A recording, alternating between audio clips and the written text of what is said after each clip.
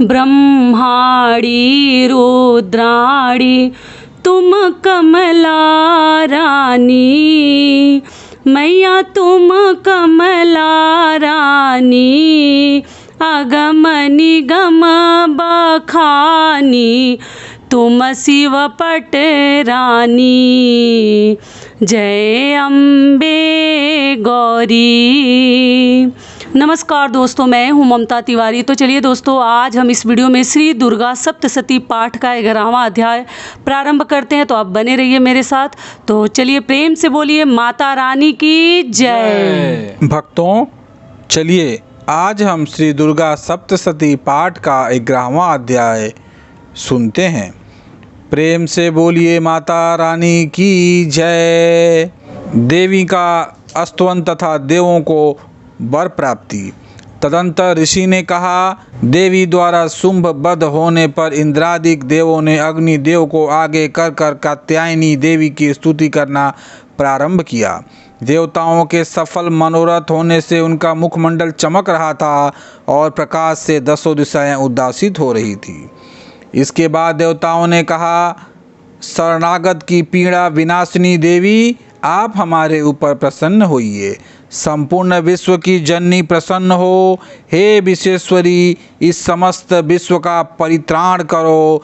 देवी, तुम ही निखिल ब्रह्मांड की एकमात्र अधिष्ठात्री हो।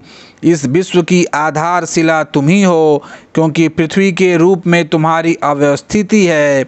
हे देवी, तुम्हारा पराक्रम अतुलनीय है। तुम ही जल के रूप में स्थित होकर समस्त विश्व को तृप्ति प्रदान करती हो।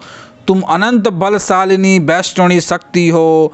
इस संसार के कारण रूपणी परा माया तुम ही हो। हे देवी, तुम्ही ने इस संपूर्ण जगत को मोहग्रस्त कर रखा है। तुम्हारी कृपा होने से ही जीव पृथ्वी पर रहकर मोक्ष का अधिकारी बनता है। हे देवी, तुम्हारे भिन्न भिन्न रूपों में जगत की संपूर्ण विधाएं निहित है। इस विश्व की समस्त नारियां तुम्हारी ही प्रतिमूर्ति हैं।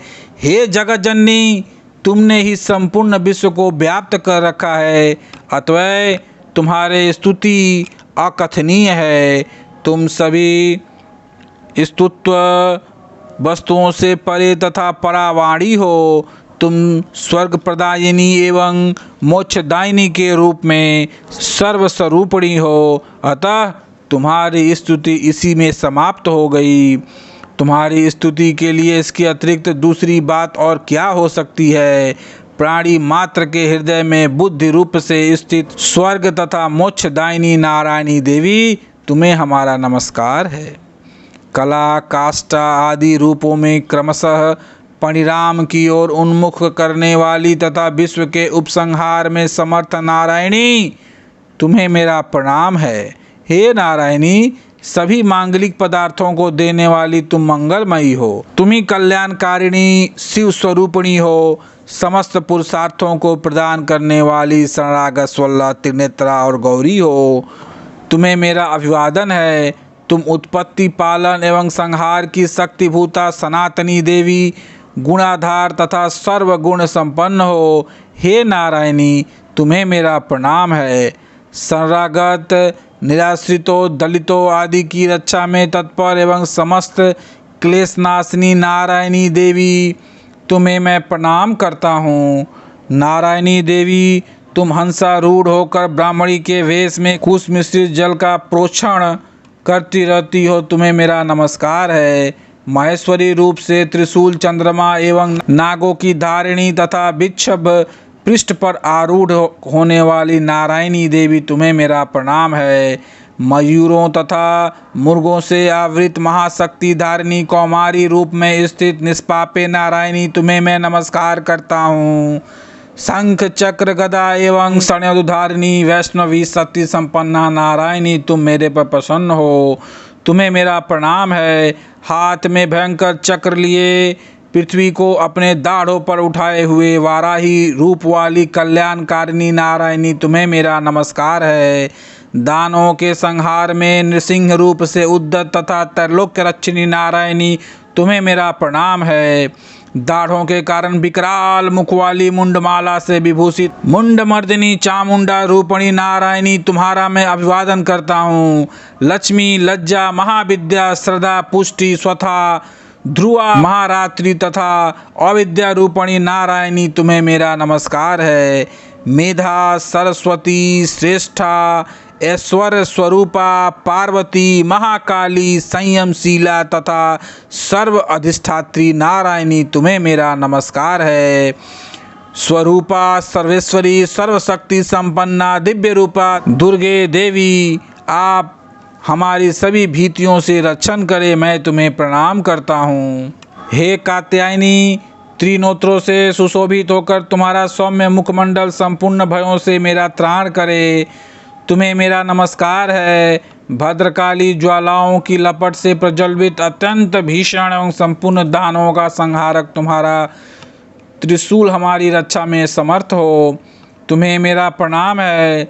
जिसकी ध्वनि संपूर्ण विश्व में व्याप्त होकर दानवों को श्रीहत कर देती है, तुम्हारा घंटा हम लोगों का समस्त पापों से उस प्रकार त्राण करे जिस प्रकार माँ अशुभ कर्मों से अपने पुत्रों की रक्षा करती है। हे चंडिके, दानवों के वसा एवं रक्त रंजित तुम्हारे हाथ में शोभा पाने वाला खड्ग हमारा त्राण करे, तुम्हें मेरा प्रणाम है। हे देवी, तुम्हारी प्रसन्नता से ही समस्त व्याधियों का शमन होता है, कुपित होने पर मनोरथ का नाश होता है। जो लोग तुम्हारे शरणापन्न हैं उन पर कभी विपत्ति की बादल नहीं मंडराते। तुम्हारा शरणागत प्राणी अन्यों का आश्रयदाता हो जाता है। हे देवी अंबिके, तुमने अपने स्वरूप को विभिन्न भागों में विभक्त करके इन विधर्मी दैत्यों का वध किया है। तुम्हारे अतिरिक्त दूसरा इस प्रकार कौन कर सकता था। विद्याओं में ज्ञान को उद्वासित करने वाला शास्त्रों तथा वेदों में केवल तुम्हारा ही वर्णन है, किसी अन्य का नहीं। अज्ञान रूपी अंधकार वित्र से ममता रूपी गर्त में इस विश्व को भ्रमित करने वाली तुम्हारी शक्ति के अतिरिक्त कोई अन्य शक्ति नहीं है। जहाँ पर राक्षस, भयानक विषधर सर्प, शत्रु और लुटेरों का गिरोह एवं दाविघ्न से हो, वहाँ तथा समुद्र के मध्य में साथ रहकर तुम सतत ही विश्व का कल्याण करती रहती हो। हे विश्वेश्वरी, तुम विश्व की पालन करती, विश्वरूपा और संपूर्ण विश्व की धात्री हो। तुम भगवान विश्वेश्वर के लिए भी स्थित हो। जो लोग भक्ति पूर्वक तुम्हारी वंदना करते हैं वे विश्व के शरणदाता बन जाते हैं। हे देवी, प्रसन्न हो। जिस प्रकार तुमने असुरों का संहार करके शीघ्र ही हम लोगों को भय मुक्त दिलाया है, उसी प्रकार हमें सदैव शत्रु भय से राहित्य दिलाती रहो। आप समस्त जगत के महाताप का विनाश करें, उत्पात एवं पापों के फलस्वरूप उत्पन्न होने वाली महामारी आदि उपद्रवों को शीघ्र ही दूर करें। विश्व की पीड़ा निवारिणी देवी, हम सब तुम्हारे चरणों में नमन करते हैं, हमारे ऊपर प्रसन्न हो। त्रैलोक्य वासियों की आराध्या परमेश्वरी सब लोगों को वर प्रदान करें। तब देवी ने कहा, देवों, मैं वरदान देने के लिए तैयार हूँ, तुम अपना इच्छित वर मुझसे मांग लो। संसार के लिए मंगलकारी वरदान मैं अवश्य ही दूंगी। देवताओं ने कहा, हे सर्वेश्वरी, तुम इसी तरह त्रैलोक्य की बाधाओं का निवारण करती रहो और हमारे शत्रुओं का नाश करो। इतना सुनकर देवी ने कहा, देवों, वैवस्व मनवंतर के 28वें युग में शुंभ अशुंभ नामक 2 अन्य दानवों का प्राकट्य होगा। उस काल में मैं नंद गोप की पत्नी यशोदा के गर्भ से अवतरित होकर विंध्य पर्वत में वास करूंगी और उन दोनों कथित दानवों का वध करूंगी। उसके अनंतर मैं पृथ्वी पर भयंकर रूप से अवतरित होकर वै प्रचित नामधारी असुरों का संहार करूंगी। दैत्यों को अपना आहार बनाते समय मेरे दांत अनार पुष्प की भांति लाल वर्ण के हो जाएंगे। इस प्रकार स्वर्ग के देवता और भूतल के मनुष्यगण सदैव मेरी स्तुति के समय मुझे रक्त दंतिका नाम से संबोधित करेंगे। इसके बाद जब पृथ्वी पर 100 वर्षों तक अवर्षण का प्रकोप रहेगा, तब मुनियों के स्तवन से मैं भूमि पर अयोनिजा नामक रूप से प्रकट होंगी। उत्पन्न होते ही मैं मुनियों को 7 नेत्रों से देखूंगी। तब सभी दानव सताक्षी नाम से मेरा गुणानुवाद करेंगे। देवों, उस समय मैं अपने शरीर से उत्पन्न शार्कों द्वारा ही संपूर्ण विश्व का भरण करूंगी। वर्षा न होने तक वे केवल शाक द्वारा ही जीवन धारण करेंगे। इस प्रक्रिया के कारण पृथ्वी में शाकंभरी नाम से मेरी प्रसिद्धि होगी। उस अवतार से मैं दुर्ग नामक महादानव का वध करूंगी। इससे मेरा नाम दुर्गा देवी के नाम से विख्यात होगा। फिर जब मैं भीम रूप बनकर मुनियों के रक्षार्थ हिमालयवासी दानवों का भक्षण करूंगी, उस समय सभी मुनिवर्ग भक्ति पूर्वक मस्तक झुकाकर मेरा स्तवन करेंगे। उस समय मेरा नाम भीमा देवी के नाम से विस्तृत होगा।